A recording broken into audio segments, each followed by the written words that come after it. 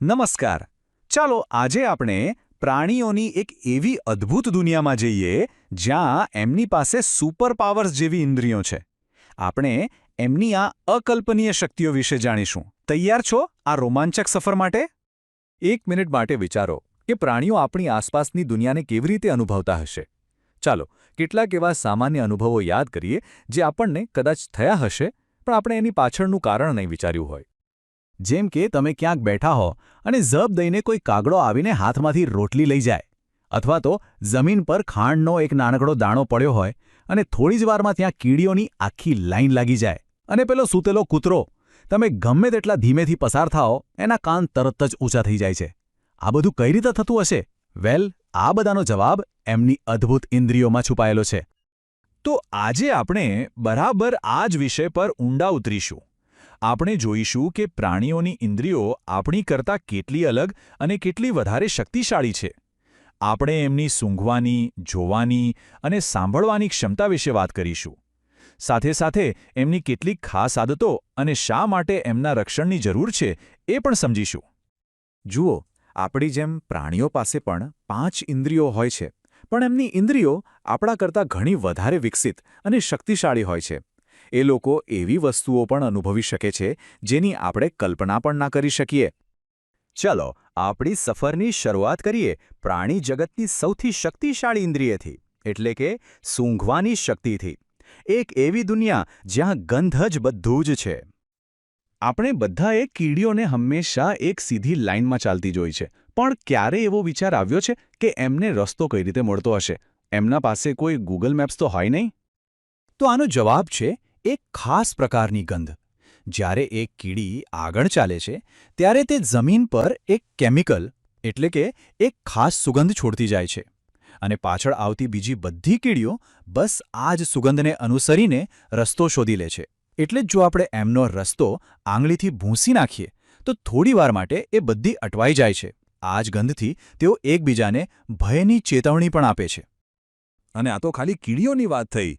રેશમનો જે નર કીડો હોય છે એ તો પોતાની માદાને ઘણા કિલોમીટર દૂરથી માત્ર એની ગંધ પરથી જ શોધી કાઢે છે. વિચારો તો ખરા, એમની સૂંઘવાની શક્તિ કેટલી જબરદસ્ત હશે. દરેક પ્રાણી પોતાની સૂંઘવાની શક્તિનો ઉપયોગ અલગ અલગ રીતે કરે છે. જેમ કે કીડીઓ રસ્તો શોધવા માટે, તો કૂતરાઓ કોઈ જગ્યાએ પેશાબ કરીને પોતાનો વિસ્તાર નક્કી કરે છે. એ ગંધથી બીજા કૂતરાઓને ખબર પડી જાય છે કે આ વિસ્તારમાં બીજા કોઈનો કબજો છે. અને મચ્છર? હા, એ આપણને આપણા શરીરની ગંધ અને ખાસ કરીને આપણા પગના તળિયાની સુગંધથી શોધી કાઢે છે. સારું, તો ગંધની દુનિયામાંથી બહાર આવીને હવે આપણે દ્રષ્ટિની દુનિયામાં જઈએ. જો અમુક પ્રાણીઓ માટે ગંધ એક નકશો છે, તો બીજાઓ માટે એમની આંખો એક શક્તિશાળી દૂરબીન જેવી છે. પ્રાણીઓ દુનિયાને જે રીતે જુએ છે એ આપણા કરતાં ખૂબ જ અલગ છે. જે પ્રાણીઓની આંખો માથાની બંને બાજુ પર હોય છે, જેમ કે મોટાભાગના પક્ષીઓ, એ એક સમયે 2 અલગ અલગ દિશામાં જોઈ શકે છે. આનાથી એમને શિકારીઓ પર નજર રાખવામાં મદદ મળે છે. જ્યારે આપણી જેમની આંખો સામેની તરફ હોય છે, એ અંતરનો સચોટ અંદાજ લગાવી શકે છે. શિકાર કરવા માટે આ ખૂબ જરૂરી છે. તમે પક્ષીઓને સતત માથું હલાવતા જોયા હશે, ખરું ને? એનું કારણ એ છે કે મોટાભાગના પક્ષીઓની આંખની કીકી સ્થિર હોય છે, એ ફરી નથી શકતી. એટલે આજુબાજુ જોવા માટે એમને પોતાનું આખું માથું જ ફેરવવું પડે છે. અને શિકારી પક્ષીઓની દૃષ્ટિની તો વાત જ શું કરવી. ઉદાહરણ તરીકે ગરુડ, એ જે વસ્તુ 8 મીટર દૂરથી એકદમ સાફ જોઈ શકે છે, એ જ વસ્તુ જોવા માટે આપણે 2 મીટર દૂર જવું પડે. સીધો હિસાબ છે. એમની દૃષ્ટિ આપણા કરતાં 4 ગણી વધારે તીક્ષ્ણ છે. અદ્ભુત. દૂરથી જોયા પછી હવે વાત કરીએ દૂરથી સાંભળવાની. પ્રાણીઓ એવા સૂક્ષ્મ અવાજો પણ સાંભળી શકે છે જે આપણને સંભળાતા જ નથી. ચાલો જોઈએ કે આ કેવી રીતે શક્ય બને છે. સાપનું જ ઉદાહરણ લઈએ. એમને આપણા જેવા બહારના કાન હોતા જ નથી, તો પછી એ સાંભળે છે કઈ રીતે? વેલ, એ જમીન પર થતી ધ્રુજારી, એટલે કે કંપનોને પોતાની ચામડી અને હાડકાં દ્વારા અનુભવે છે. આ જ એમની સાંભળવાની રીત છે. જમીન પર થતી નાની અમથી હલચલ પણ એમનાથી છુપી રહી શકતી નથી. પ્રાણીઓ અવાજનો ઉપયોગ એકબીજાને સંદેશા મોકલવા અને ભયની ચેતવણી આપવા માટે પણ કરે છે.